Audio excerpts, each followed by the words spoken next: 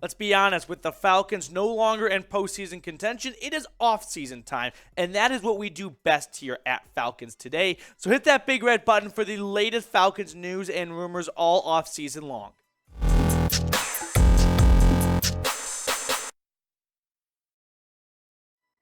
What's going on, everyone? Welcome into Falcons Today by Chat Sports. I am your host, Matthew Peterson. We've got a really fun show planned out for you all today. A lot of news to hit on and some rumors as well, of course. But we're going to start with the latest bit of roster news right here as the Falcons went out and made a signing. That is Clint Ratkovich. Signed him as a fullback in his career. 105 carries, 585 total yards, and 15 total touchdowns.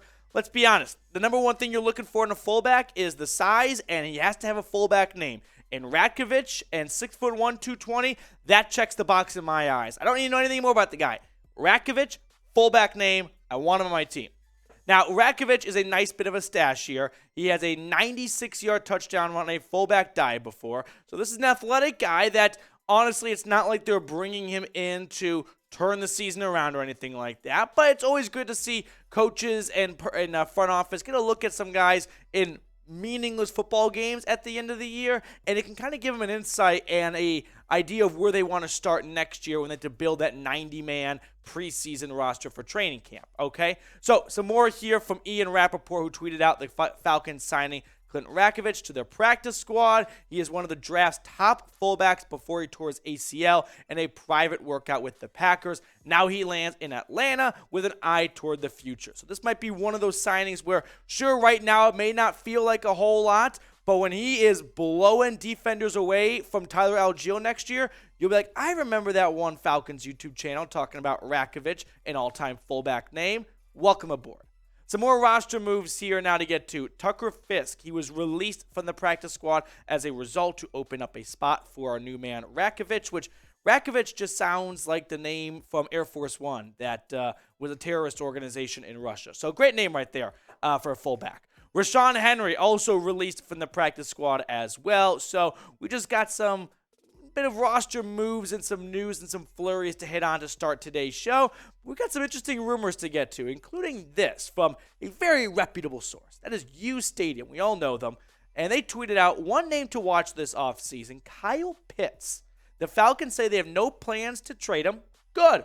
But they've received multiple calls. Listen, every team's always going to get calls on players. I think that's something that as fans we lose sight of is, yeah, GMs do their job. They pick up the phone, they watch Moneyball, and they're like, let's see if we can make some magic. And they get told no, and they're like, all right, well, we tried. But should the Falcons even entertain the idea of trading Kyle Pitts? Or is that something you send to voicemail, right, where he's just untouchable?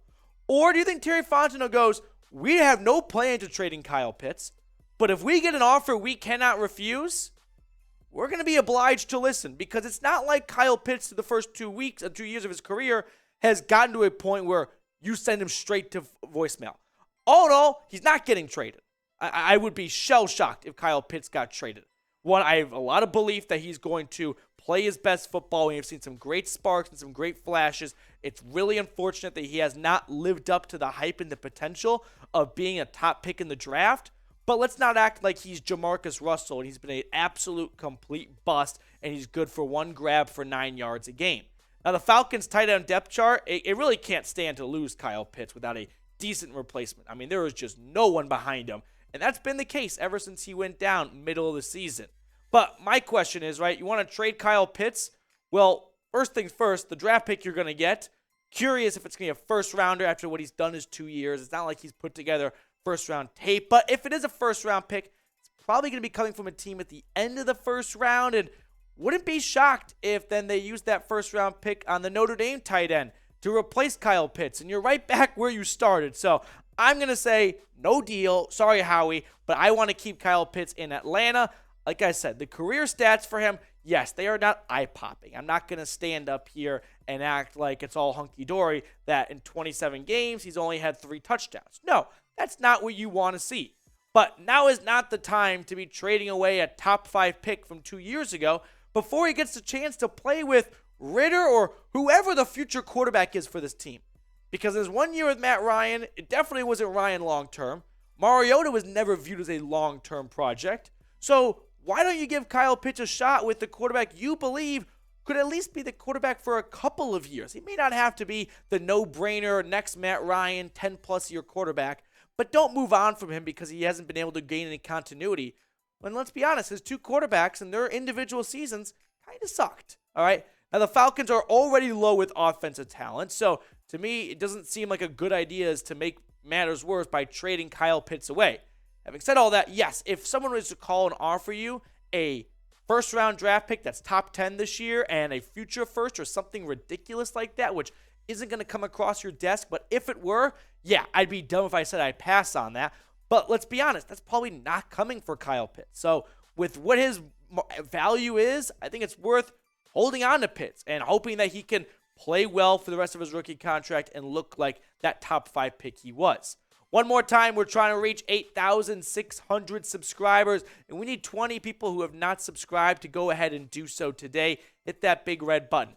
Also, today's sponsor, BetUS. Listen, they've got an awesome deal for Falcons fans. You don't have to go bet on the Falcons' last 2 games. I'm not going to advertise that all that much, but I will say they are playing the Cardinals. And so when you go to chatsports.com/betfalcons and you use promo code Falcons125, sorry, producer's a very funny man in my ear right now, you can get some good odds on Falcons minus 3.5 against Trace McSorley.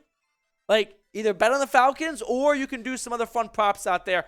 Whatever your heart desires, make all your picks over at chatsports.com/bet. Promo code Falcons125. Bet Falcons, excuse me. All right, let's talk about this story now.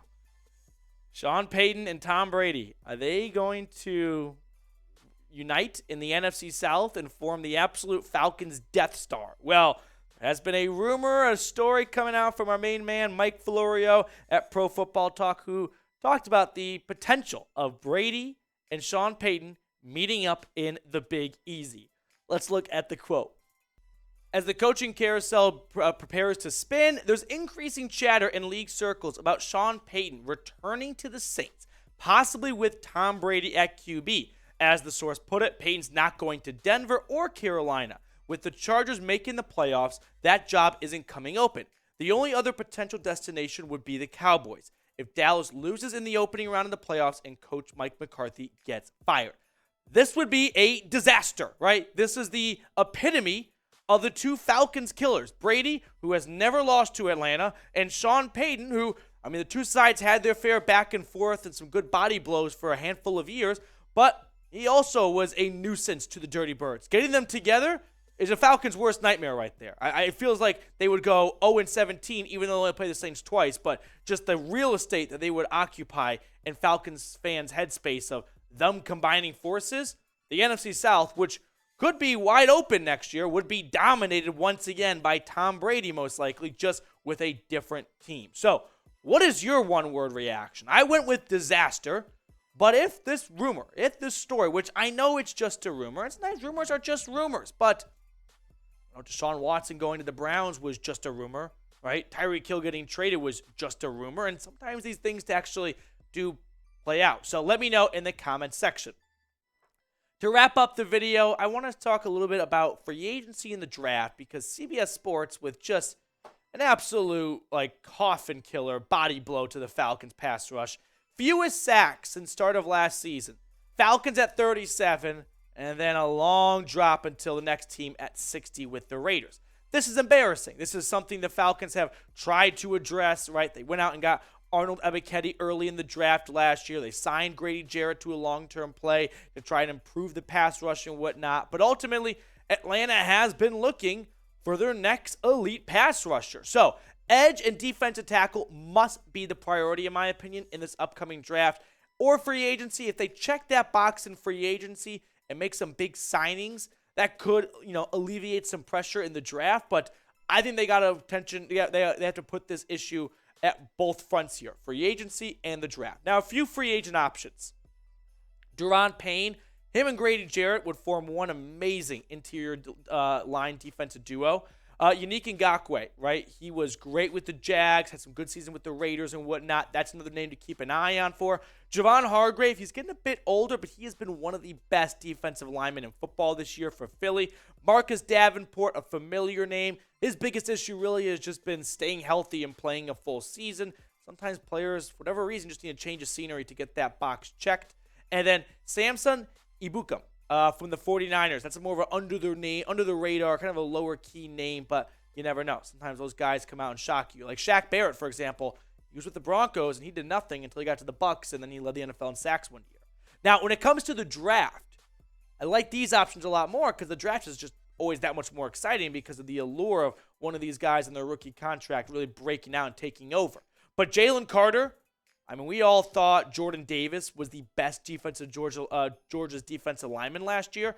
Jalen Carter's better.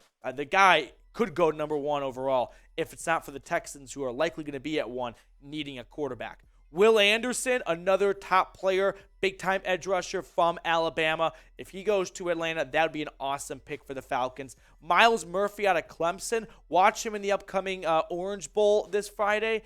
Actually, I don't know if he's playing, but if he is not playing, go back and watch some of his highlights. He is definitely a people mover for sure. And then Tyree Wilson out of Texas Tech. Didn't get a lot of showtime, screen time playing with the Red Raiders this year, but he definitely was a dominant force. Realistically, 2 QBs are going to go in the top 5 most likely, because if the Texans at number 1 go quarterback, which I kind of expect them to do, or if the Bears are number 1 or Bears stay at number 2, they got Justin Fields. I could see them moving back in the draft, so you might see 2 quarterbacks like Bryce Young and CJ Stroud or Will Levis go early in the draft, and that could allow some of these players who, like Jalen Carter is better than Will Levis, but quarterback is just a bigger need for most teams, or a bigger priority to address. So with that, you could luck out and watch some of these stellar players kind of fall to Atlanta a little bit. So you must come away with one of these 4 guys if you do have one of those top picks and you opt not to trade back, okay? You've dedicated the last 2 drafts to going offense early. Time to show some love to the defensive side of the football. It desperately needs it. So with that being said, which of these 4 do you like the most, right? Maybe it's one of the colleges that you watch on Saturday. Jalen Carter, Will Anderson, Miles Murphy, Tyree Wilson. Personally, I think it's Jalen Carter. I mean, him in Athens this year, just a quick hopscotch away from Atlanta, would be an awesome get for the Falcons. So that's the guy I'm going to go with. Let me know who you're rolling with in the comments. And hey, I appreciate all of you who clicked on to today's show. Thank you for making us a part of your day. Enjoy the rest of your day, and we'll get you guys more Falcons content throughout the week.